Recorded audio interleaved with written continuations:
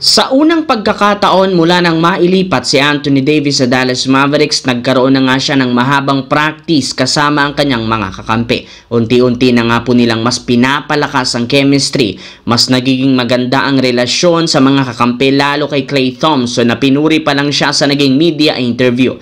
Ayon sa naging pahayag nito, inamin niya na kapag healthy ang katawan ni Anthony Davis, ito ang marahilang best power forward sa kanyang henerasyon. Isa rin naman si Davis sa two-way forward na kayang gumawa ng opensa at may depensa. Wala rin naman iba pang big man o power forward na kayang gawin ang ginagawa ng kanyang kakampi sa pagkakaroon ng handles, shot blocking ability at shooting nito. Kaya naniniwala si Klay Thompson na ang Dallas Mavericks ang may pinakamagaling, pinakamalakas na front court next season. Kaya excited na nga siyang magsimula na gusto niyang makita kung gaano kalakas ang kanilang lineup ngayong season. Samantala, maliban sa pagpapasolido ng lineup ng Lakers lalo sa front court sa pagkuha kay DeAndre Ayton, isa rin naman sa inayos at pina-improve ng team ay ang shooting matapos nilang kunin si Jake LaRavia. Kaya isa nga talaga siya sa inaabangan na bagong player ngayon.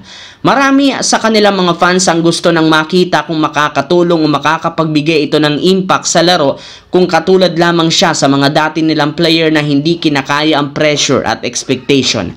At ayon sa naging pahayag ni LaRavia sa post-practice interview, sinabi nito alam niya na maraming player nang nahihirapan at nag-i-struggle sa paglalaro sa team na ito, ngunit baliwala rin naman sa kanya dahil sisiguraduhin niyang magkakaroon siya ng impact sa opensa at depensa. Sa ngayon, isa si LaRavia sa mga players na sinimula ng mag-ensayo sa facility. Dito, ginagamay muna nila ang playing style ng mga bago kakampi sa ensayo upang hindi sila mahirapan sa pagsisimula ng training camp. Sa kabilang banda naman, patuloy pa rin ang pagdodomina ng Greece sa Eurobasket matapos nilang maipanalo ang first 3 games. Lahat ng nakakalaban tinatambakan sa pangunguna ni Giannis Antetokounmpo na literal unstoppable. Sa ngayon, nag-average siya ng 29 points, 7.5 rebounds at 74% shooting. Ganyan nga kalaki ang field goal percentage ni Giannis. Pero sa kabila ng halimon na performance, may ilan pa rin naman nga pong nagmamaliit sa kanyang kakayahan, kagaya ng player ng Bonia and Herzegovina na Jusuf Nurkic na sinabi sa kanyang interview na kailangan lamang nga daw pahintuin si Giannis sa transition at hayaan lamang itong tumira sa mid-range. Kung inyo ngang mapapansin, masyado nga pong nahirapan si Giannis sa ganyang klaseng depensa.